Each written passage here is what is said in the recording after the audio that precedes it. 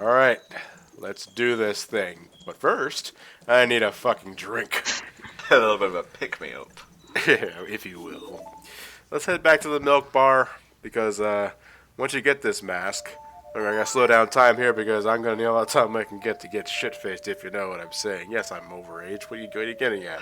Join me for a brew. We can drink until dawn. What do you think? I got this mask from an eBay auction? You know, drinking before the age of 21 can cause severe damage to your brain cells. Oh wait, your vocabulary is Never mind, you're already a lost cause. Have a drink.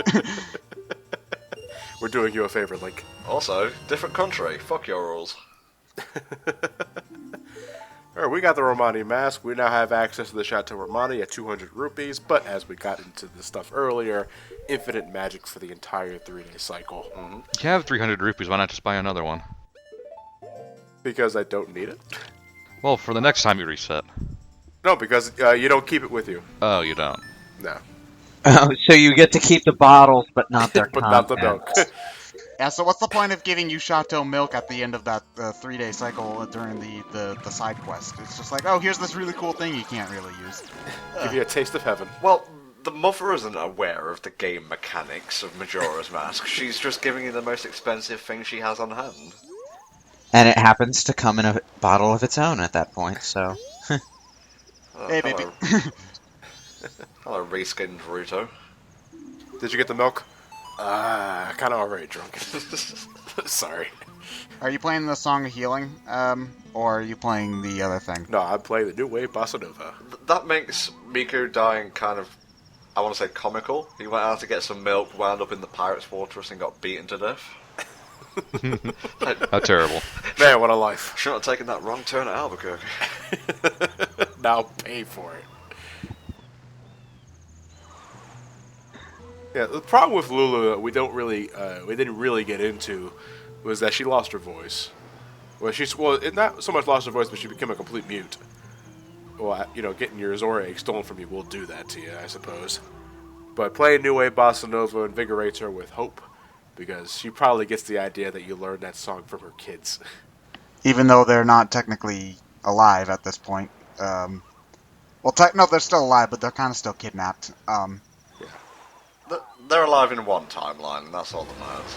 Yes. Oh, speaking of the different timelines, I have a correction to make for earlier parts. I completely forgot about this earlier. The different endings in Ocarina of Time. There is one where the hero apparently fails that leads into some 2D games, but the actual timelines in Ocarina of Time that cause the split are the kid and adult Link timelines. Okay. Well, hold on. Now I gotta look it up to see what exactly, Well, no, there's the... Well, no, I just want to see what games are... I know the 3 times are Link Fails, Adult Link, and Adult Timeline and Child Timeline, but I just want to know what games are in which. I know Majora's Mask's on the Kid Timeline, and... I can tell you that Wind Waker actually comes from, I'm pretty sure it's the adult timeline. Yeah, I know that much. I want to know what comes on the failed timeline, because... The original Zelda and Link to the Past. Yeah. And Link Between Worlds. Yeah, that too. So basically the 2D games. Yeah, just in terms of like grouping and like categorization, I don't mind the timelines because each of the timelines, and that was my keyboard, sorry about that, it's got a different feel to it. Like you got the old and kind of archaic games, I want to say, on one timeline. Then you've got like the quirky ones like Majora's Mask and Four Swords Adventures. Then you have all the cartoony shit in one timeline. Yeah, but you know what's weird? All the cartoony Kid Link shit comes from the Adult Link timeline, and all the grimdark Adult Link shit comes from the Kid timeline. What the fuck? What happened? Except for Four Swords Adventures. I don't feel sorry for these guys at all. I don't either. It's kind of dumb. They They deserve that. Looks fun, though. Toto, I don't think we're in Kansas anymore. You idiots shouldn't be holding onto those spears while you're being tossed around by a tornado. You're going to stab yourselves, just saying. I hope they can swim, otherwise they're going to die all the same. Well, of course they can't let go of the spears because they're part of their models, but still. Here we are. Great Bay Temple. Now... Does this involve climbing inside a giant turtle? No. I wish. That would have been interesting. Story for the grandkids one day. But that's not the case. Let's start our adventure off by lighting all the Yeah, maybe a separate timeline. At first it looked like you were going to shoot the turtle in the eye with a fire arrow. Your services are no longer required. So do you just need a lot of magic, and that's why you drunk the thing here? Yes. Oh. Better safe than sorry. There are a lot of pots that have magic potions, but, I'd rather cut off the middleman. Well, yeah, you know what? I could have used that in Wind Waker when things got a bit glide heavy, to be honest. I completely forgot about the fairies. Now I know why this is split into 3 parts. A lot of Zelda dungeons, whether it be this game, Ocarina of Time, or everything previously for that, always had the structure of cause and effect. Okay, well, hold on. If you can take a break for a moment, whenever you were switching the camera back, you could briefly see the Great Fairy's face for like a frame, and that was freaking me out. That's the inside of the mask. Anyway, what I was getting at, a lot of dungeons had a touch of cause and effect. You do one thing to cause another thing to happen. This dungeon is cause and effect personified. Oh, yeah. You have to do a lot of things to get a lot of other things to do a lot of other things. It's memorization. It's cause and effect. It is all of that rolled up into one ball. I hate this place. This took a test playthrough of Great Bay is about 45 to 50 minutes per session.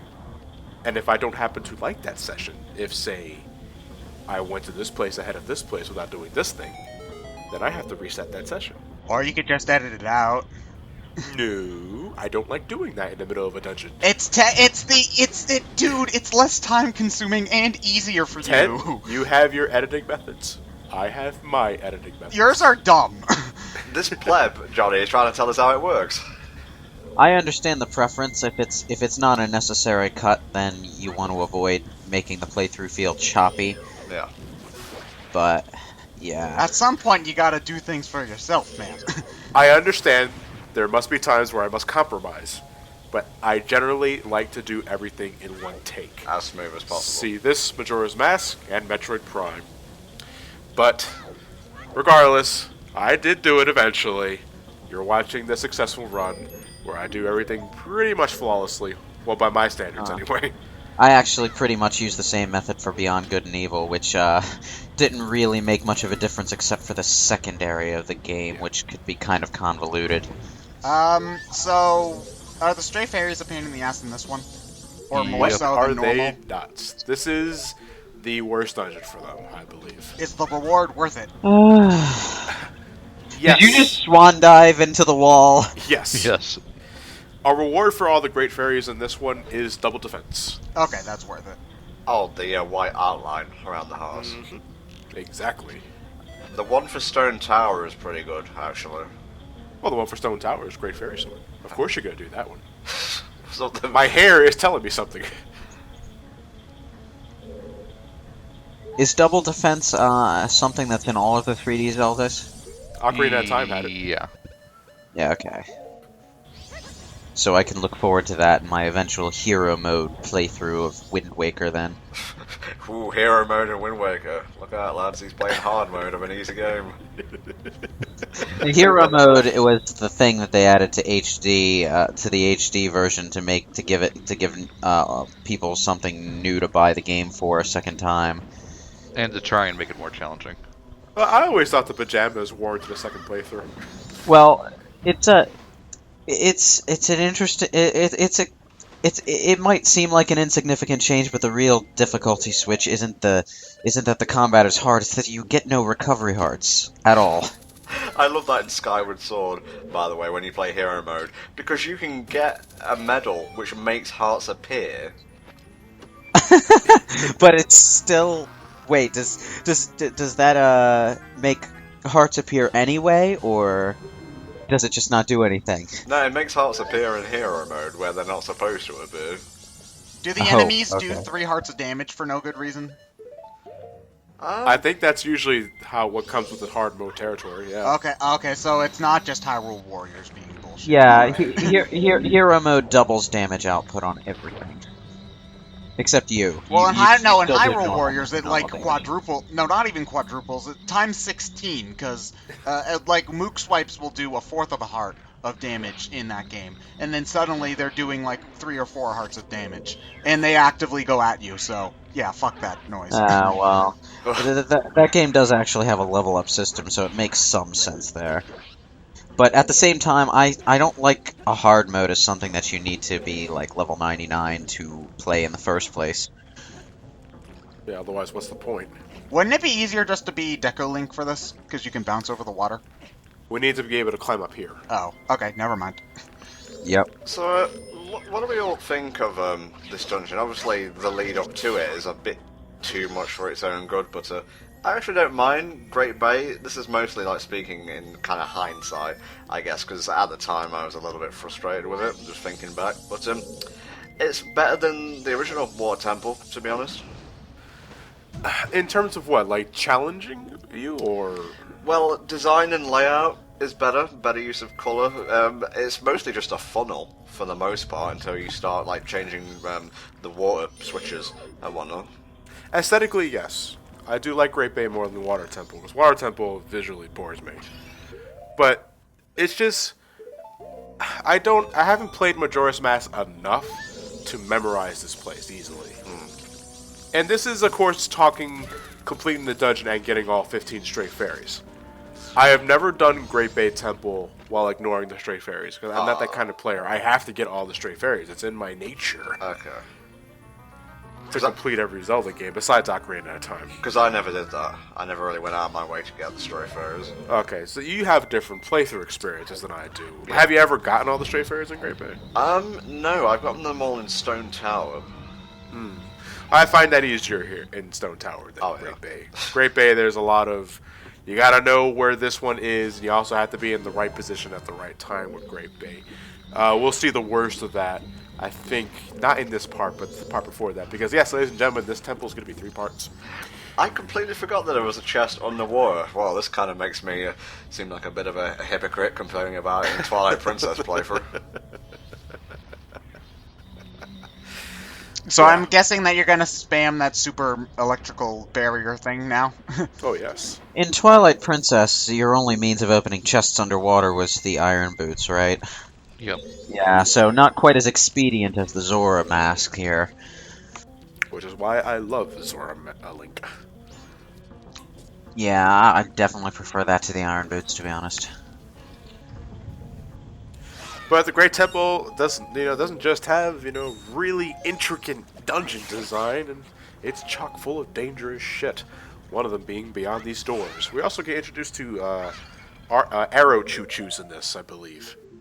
Because I don't think they're outside in Termina Field. The only ones you encounter outside are the green ones, which restore magic potions. These guys right here, actually. And the red ones, which restore hearts. Yeah. Well, I think they figured you're going to need a lot of arrows for this place, so... Oh, yes, you indubitably do. Get ready for a boss that was in A Link to the Past.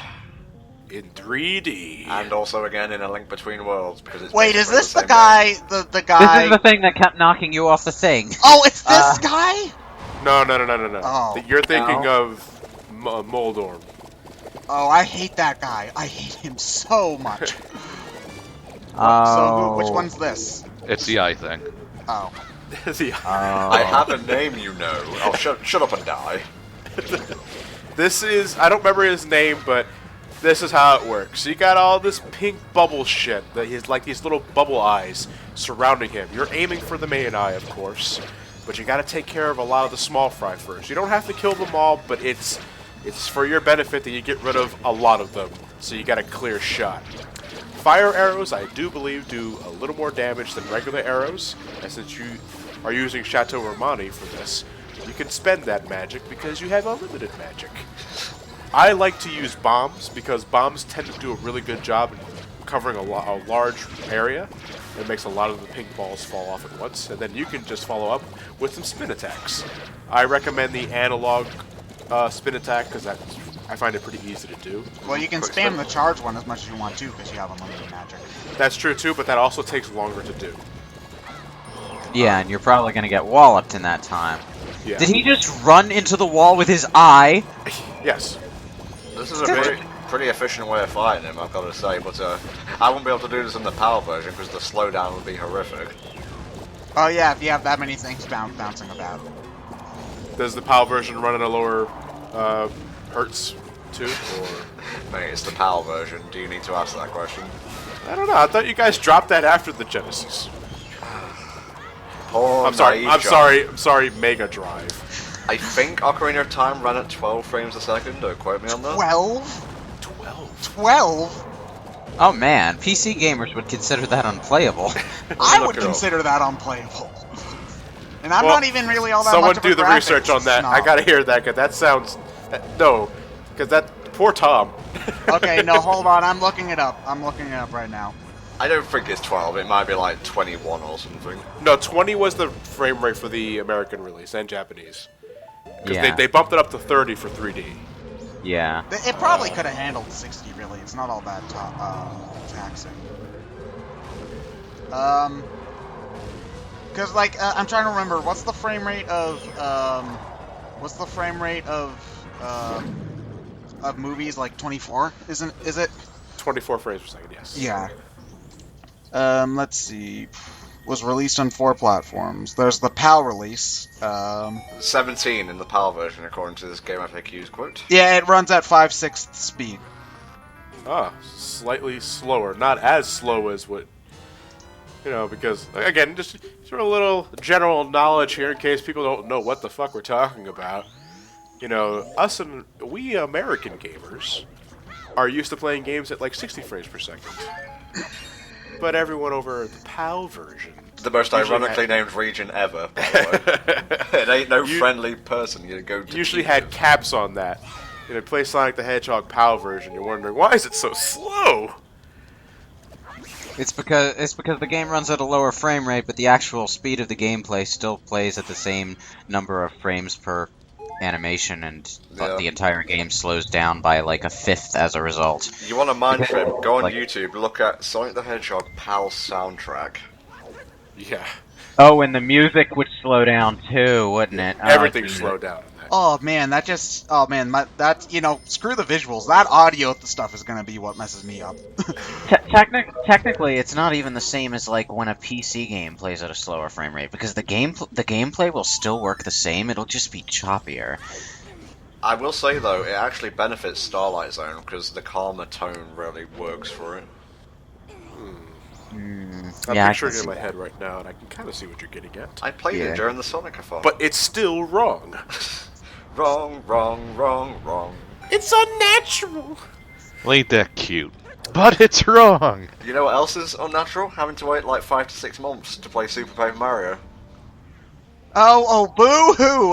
You guys have been getting everything early lately, so shut your mouth. Now you know how it feels. I had to wait like months and months after you guys got White Knight Chronicles 2 to play that game. Nobody gives a shit about that game. Except Lewis. I do. Someone does. You should have said Xenoblade Chronicles, then I would have been sympathetic. Well, I haven't actually played Xenoblade Chronicles yet. Not everybody has 100 free hours to spend, dude. You say that as we record 9 parts in a row. That's because we're doing the work. That's how we do things, bitch. Shit. As Emil doesn't 100% run through of it. I might end up winning that bet, you know, because of how sick he got. Ironically. Well, should we not? Should we delay an extra 2 months because he got sick? I don't know. I'm pretty sure I said he'd be done by the next con we went to, I think is what we said. I don't remember the specifics. We probably have it in a Skype conversation. You guys made an somewhere. actual bet about that? Yeah, you were there. Was I? I wasn't probably paying attention. I have no idea what they're talking about right now. Me and Ryan made a bet right when Chugga Conroy was starting his Xenoblade playthrough that he wouldn't be done by the time I think we went to another convention. So I think I have a better chance of winning now that he got sick and needed to take a couple of months off. And we wish him the safest recovery. Yeah, totally. Yeah. I'll go into detail of the spoils of war in the next part. See you guys then.